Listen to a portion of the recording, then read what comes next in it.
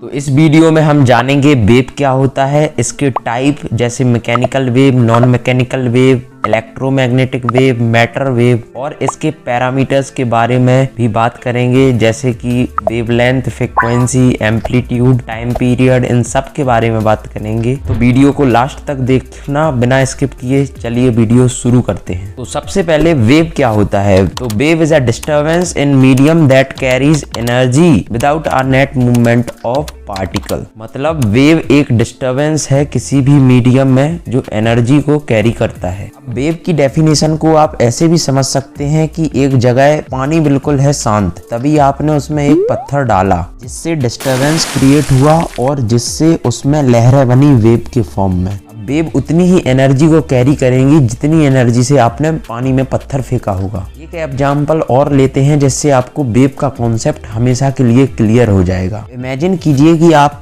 अभी किसी एक शांत कमरे में हैं और जैसे ही आपने बोलने से एयर में डिस्टर्बेंस क्रिएट हुआ और आपकी आवाज वेव के फॉर्म में कन्वर्ट हो गई। बस इसी डिस्टर्बेंस को वेव कहते हैं। अब देखते हैं टाइप ऑफ वेव्स। तो वेव के दो टाइप होते हैं, मैकेनिकल वेव और नॉन मैकेनिकल वेव। तो एक एक करके दोनों को पढ़ते हैं। सबसे पहले मैकेनिकल वेव। तो मैकेनिकल वेव ऐसी वेव होती हैं जिन्हें प्रोपागेट करने के लिए मीडियम रिक्वायर्ड होता है। आप बस इतना याद रखिए कि मैकेनिकल वेव ऐसी वेव होती हैं जिन्हें मीडियम चाहिए होता है प्रोपागेट करने के लिए। मीडियम कुछ भी हो सकता है, एयर, वाटर या फिर सरफेस। मैकेनिकल वेव की डेफिनेशन हो जाएगी those wave which require medium to propagate. Mechanical wave के एग्जाम्पल हैं साउंड वेव, स्ट्रिंग वेव्स। इसके बाद मैकेनिकल वेव को दो पार्ट में डिवाइड किया गया है। मैकेनिकल वेव के भी दो पार्ट होते हैं, ट्रांसवर्स वेव और लॉन्गिट्यूडनल वेव। सबसे पहले पढ़ते हैं ट्रांसवर्स वेव। तो ट्रांसवर्स वेव यह है जो आपको स्क्रीन पर दिख रही है। अगर आप इसमें नोटिस करेंगे तो वेव आगे की तरफ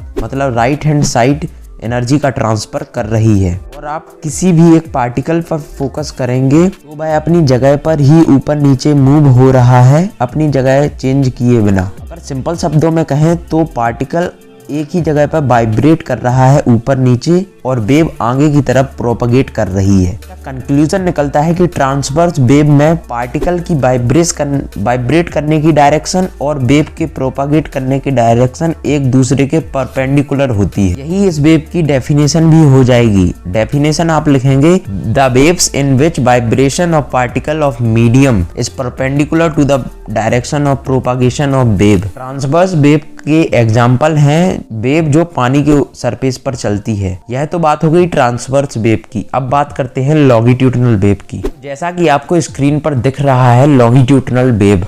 अगर इस वेव में आप किसी एक पॉइंट पर नोटिस करेंगे तो आप देखेंगे कि वह पॉइंट अपनी जगह पर आगे पीछे मूव हो रहा है, अपनी जगह चेंज किए बिना। मतलब पार्टिकल एक ही जगह पर वाइब्रेट कर रहा है और वेव के प्रोपगेट करने की डायरेक्शन है राइट हैंड साइड मतलब आगे की तरफ। बस यही है इस वेव की डेफिनेशन कि ऐसी वेव जिसमें पार्टिकल की मूव करने की डायरेक्शन पर पैरेलल होती है पार्टिकल के वेव के प्रोपगेट करने की डायरेक्शन के। मतलब जिस साइड वेव एनर्जी का ट्रांसफर कर रही है और जिस साइड पार्टिकल मूव कर रहा है वह डायरेक्शंस एक दूसरे के पैरेलल हैं। इस डेफिनेशन को आप इंग्लिश में लिखेंगे तो वह होगी the waves in which vibration of particles of medium is parallel to the direction of propagation of wave is called longitudinal wave। longitudinal wave के एग्जाम्पल हैं साउंड वेव। साउंड वेव आपने देखी होगी, वह longitudinal wave का सबसे अच्छा example है। तो अब अपन का मैकेनिकल वेव वाला पार्ट कंप्लीट हो गया है। अब बात करते हैं नॉन मैकेनिकल वेव की। हम इलेक्ट्रोमैग्नेटिक वेव भी कहते हैं। नॉन मैकेनिकल वेव ऐसी वेव होती हैं जिन्हें प्रोपागेट करने के लिए मीडियम रिक्वायर्ड नहीं होता है। तो the waves in which do not required the medium to propagate are called non mechanical wave और इलेक्ट्रोमैग्नेटिक वेव। मैकेनिकल वेव के एग्जाम्पल में सारी लाइट वेव्स आती हैं जैसे UV rays, gamma rays etcetera. और थर्ड टाइप की वेव होती है जिन्हें बोलते हैं मैटर वेव। इनके बारे में लुइस डी ब्रॉगली ने बताया था। बेसिकली इन्होंने बताया था कि एक जो पार्टिकल है वो वेव की तरह भी एक्ट कर सकता है, बस कंडीशन यह है कि उसकी स्पीड बहुत हाई होनी चाहिए। Matter wave dual nature of matter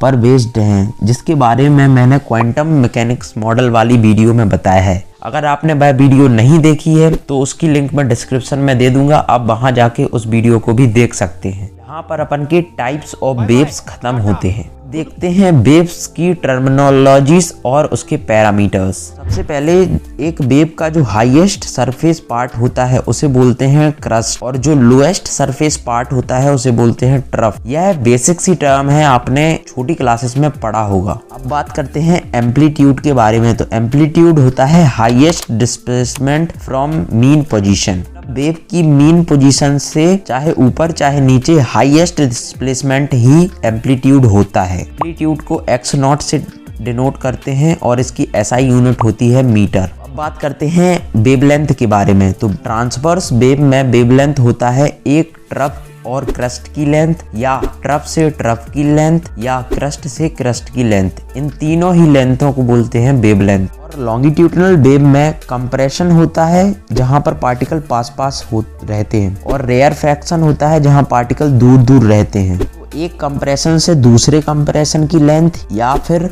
एक रेयर फ्रैक्शन से दूसरे रेयर फ्रैक्शन की लेंथ, इसको बोलते हैं वेवलेंथ। वेवलेंथ को ग्रीक लेटर लैम्डा से डिनोट करते हैं और इसकी SI यूनिट होती है मीटर। अब समझते हैं कि टाइम पीरियड क्या होता है। तो टाइम पीरियड को समझने के लिए आपको सबसे पहले समझना होगा कि वेव साइकिल या ऑसिलेशन क्या होता है। एक क्रस्ट और ट्रफ को मिलाकर होता है एक वेव साइकिल या फिर एक ऑसिलेशन। लॉन्गिट्यूडनल वेव में एक कंप्रेशन और रेयर फ्रैक्शन को मिलाकर होता है एक वेव साइकिल या फिर एक ऑसिलेशन। तो टाइम पीरियड का सीधा सा मतलब है कि एक ऑसिलेशन या फिर एक वेव साइकिल में लगने वाला टाइम, उसे ही कहते हैं टाइम पीरियड। जितनी टाइम में एक फुल वेव फॉर्म होगी उस टाइम को बोलेंगे अपन लोग टाइम पीरियड।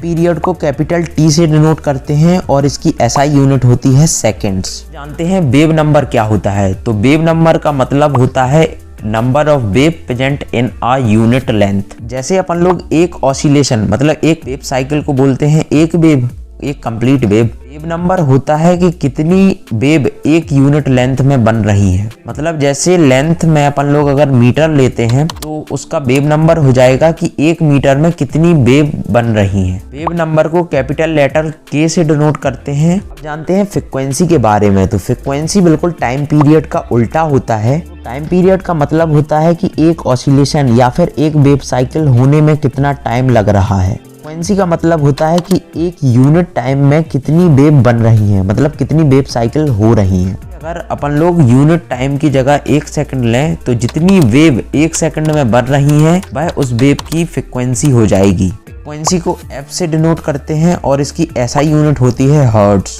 जैसा कि आपको मैंने शुरुआत में ही बताया था कि frequency is inversely proportional to time period.